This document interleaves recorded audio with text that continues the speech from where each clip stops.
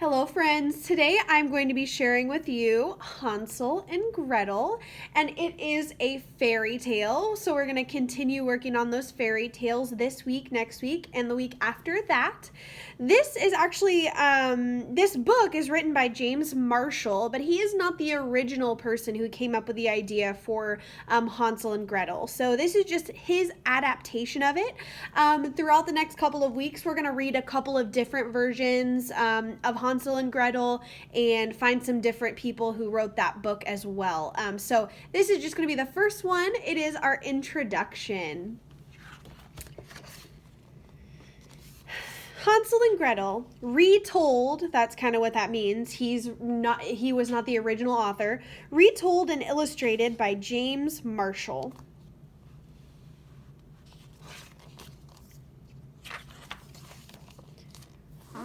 Once upon a time, in a cottage near a vast forest, there lived a poor woodcutter, his wife, and 2 children.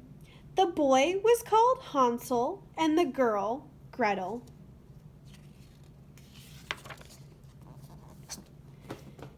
At the best of times, the family had precious little to live on. What does that mean? The family had precious little to live on. Sounds like maybe they didn't have much to survive with. Maybe not much money, maybe not much food. But now there was a great famine in the land, and the food was scarcer than ever. Wonder what a famine is. The food was scarcer than ever. Well, it says food was scarce, so maybe there's not much food. Okay, interesting. We'll have to go back to that word and look it up. The woodcutter's wife was worried there wouldn't be enough for her. Oh, so she's worried that there's not going to be enough food for her. Yikes. Those wretched children of yours are gobbling everything up, she said to her husband. Do you want your pretty little wife to waste away? Something will have to be done. Yes, my dearest, said the poor woodcutter, who was afraid of his wife's ferocious temper. Ooh, so she sounds angry and hungry. More like hangry. Let's call her that.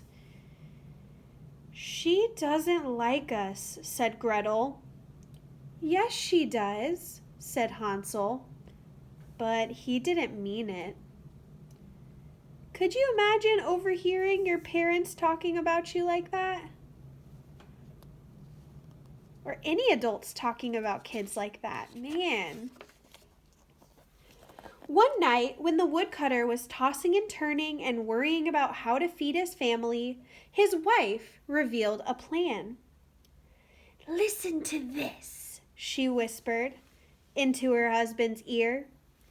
We will take the children into the woods, give them a bit of bread, and leave them there. Never, cried the woodcutter.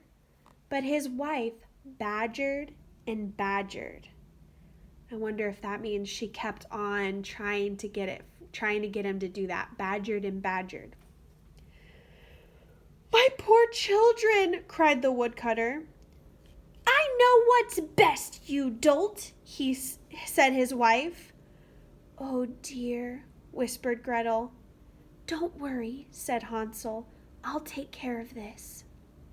And slipping out into the moonlit night, he gathered up as many white pebbles as he could find. What are you doing? Said Gretel. You'll see, said Hansel.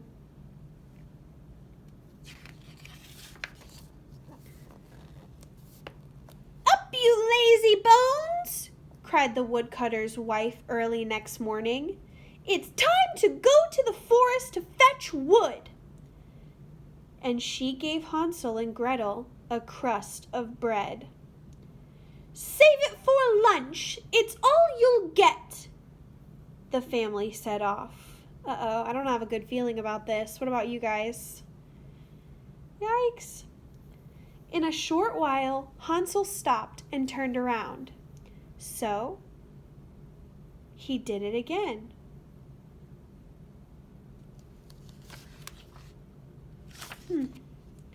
Soon I guess I missed some. Soon he did it again. I wonder what that means. Oh, maybe he's dropping the pebbles? He's dropping the pebbles. Drop, drop, drop, drop. Why are you lagging behind us, Hansel? Asked his father. I'm looking back at my white kitten on the roof, said Hansel. You donkey, snapped the woodcutter's wife. That's not your kitten. That's the morning sun on the chimney. They entered the vast forest. I wonder what Hansel's up to, dropping pebbles. In the middle of the forest, Hansel and Gretel were told to build a fire of brushwood and to wait. We'll return soon, said the woodcutter's wife, and the children were left all alone.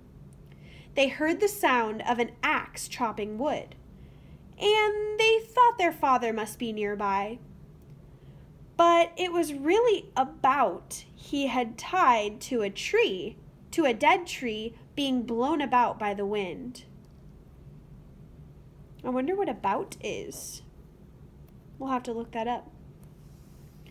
But it was really a bout he had tied to a dead tree being blown about by the wind. Let me look in the picture and see if I can figure it out.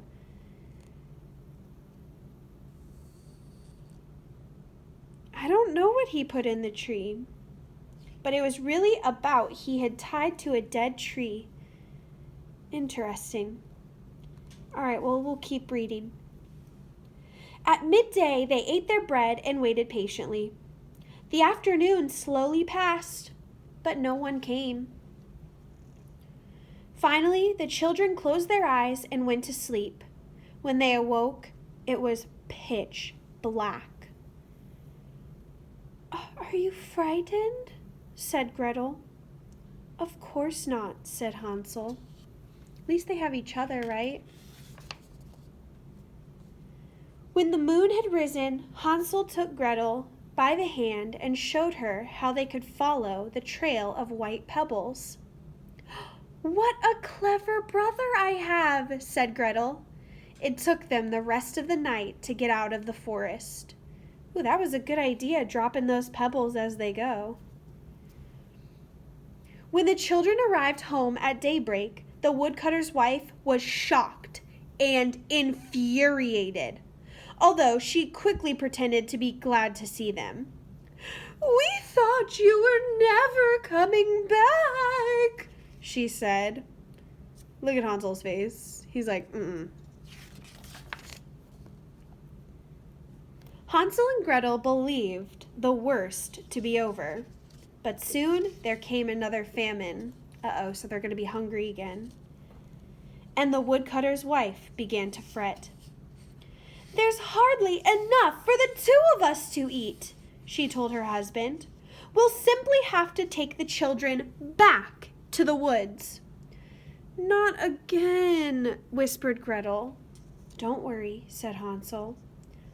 But when he went to gather up more pebbles, he found the door bolted. She had seen to that. So he was going to search for more pebbles, and looks like he couldn't find them. Or maybe rather, she wouldn't let him out. Okay. So the mom locked the door that he wasn't able to go out and find pebbles. Yikes! The next morning, the children were given a bit of bread, and the family set off. Every few paces, Hansel turned around to strew a handful of breadcrumbs behind him. I wonder if strew means like throw, toss a handful of breadcrumbs behind him. Why are you tarrying, Hansel? Said his father. Tarrying.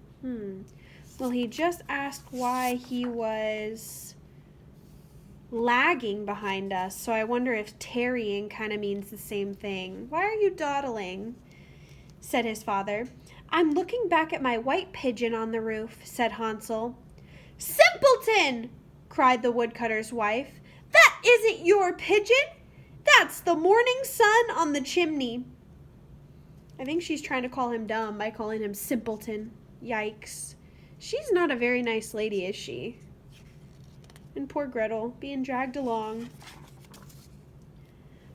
When they came to the most forbidding part of the forest, the woodcutter's wife said, You'll wait here while your father and I gather wood. We'll be back soon. Hansel and Gretel did not believe her. At midday, Gretel shared her bread with Hansel. Soon, as they did before, they fell asleep. And when they awoke, it was pitch black. Oh, said Gretel. When the moon rises, said Hansel, we will follow the trail of breadcrumbs out of the woods. But when the moon rose, they found no breadcrumbs. The birds in the forest had eaten them all. We'll never get out, cried Gretel. They wandered on deeper and deeper into the forest, eating whatever berries they could find. Ooh, and I don't know if that's such a smart idea. I hope they know how to identify berries. Don't eat random berries in the forest, kids. When they'd been away from their home for 3 days, a snow-white bird appeared. Oh, and I see the bird in our picture. Let's follow it, said Hansel. The snow-white bird led them to a clearing where there was a small house made of cookies and candy, spun sugar and cake. It was like no house they had ever seen. Being terribly hungry, the children set about having a regular feast. Hansel broke off a piece of roof cake, and Gretel tried a bit of window sugar. It was all as good as it looked. Suddenly, they heard a shrill voice from inside. Nibble, nibble, little mousie! Who's that nibbling on my housie? Uh-oh. Could it be worse than the wife of the woodcutter, though? I don't know. Let's see. Ooh, she looks worse. The door flew open. What's this? Said a lady, who Gretel was sure was a witch. Two tasty, pretty children have come to stay. Now, don't be alarmed, my angels. I'm really very sweet. And she took Hansel and Gretel by the hand and led them inside, where a scrumptious dinner of sugared pancakes with apples and nuts had been prepared. Hansel and Gretel ate until they were perfectly stuffed. Time for sleep now, said the lady, and she tucked them into snug, warm beds and tiptoed away. She's nice, said Hansel. Said Gretel. I think I'd be more on Gretel's side here. She might seem nice, but I think it might be a trick, y'all. What do you think? The next morning, the lady, who was indeed a witch, snatched Hansel from his bed, carried him outside, and tossed him right into a cage. Lovely, said the witch. Lovely! This is where I shall fatten you up. And when you're all plump and juicy, I shall have a regular feast. You let my brother out, cried Gretel. But the witch, who was delighted by her handiwork, only cackled and did a little dance. Poor Gretel, who had to do the witch's bidding, was put to work cooking enormous meals for Hansel. For her own dinner, Gretel was given only crab shells. Ew, crab shells? Blech. Every morning the witch would go to Hansel's cage to see how much fatter he'd grown. "Hansel, stick out your finger," she said, and Hansel would stick out an old chicken bone. Witches, as everyone knows, have beady red eyes, and dreadfully bad eyesight. She has little tiny eyes and very bad eyesight. "I simply don't understand it," said the witch. "You're as thin as bone. Can't eat you yet." So look, he's playing a trick on her. He's sticking out a bone, pretending it to be his finger, and she can barely see. She thinks it's a little stick, a little twig finger he has. Now, Hansel's little trick worked for some time. Every morning, the hungry witch was annoyed to find he was still so scrawny. "Phooey," said the witch, "not yet." But finally, she had run completely out of patience. "I'll just have to eat you as you are," she said. And she had a consoling thought. Perhaps she should eat the little one, too. Uh-oh.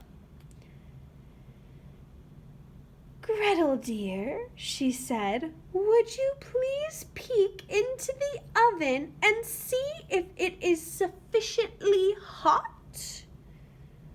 But Gretel saw what she had in mind. "I don't know how," she said stupidly. "Goose!" cried the witch. "I'll show you!" And she crawled partially into the oven. Really, there was only one thing for Gretel to do. She gave the witch a tremendous shove.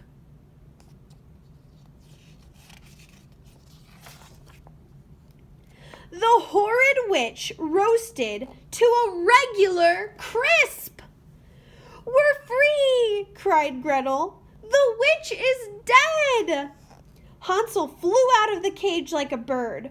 "What a clever little sister I have," he cried.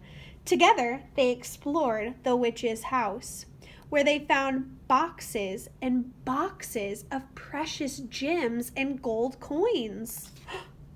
Hey, I wonder if that means that they won't be hungry anymore. Maybe they can go back to their dad and kick that lady to the curb. "Better than pebbles," said Hansel. But now it's time to leave the witch's wood. When they had wandered about for some time, they came to a wide lake. A kindly duck offered to ferry them across.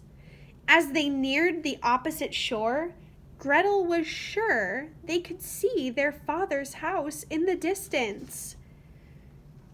Wow, what a nice duck. Just giving him a ride. When the children reached home, their father welcomed them with open arms, for he loved them dearly, and he had been miserable without them. He told them that his wife had died. Yikes. Whether Hansel and Gretel were sorry is difficult to say, but with their father they lived happily ever after. That kind of makes me think. If the witch died in the oven and the woodcutter's wife also died, I wonder if that's related somehow. That is interesting. I guess we'll have to keep thinking about it. And when we read the other tales, the next couple of books that we're going to read about Hansel and Gretel, maybe we'll get more answers. Thanks for watching.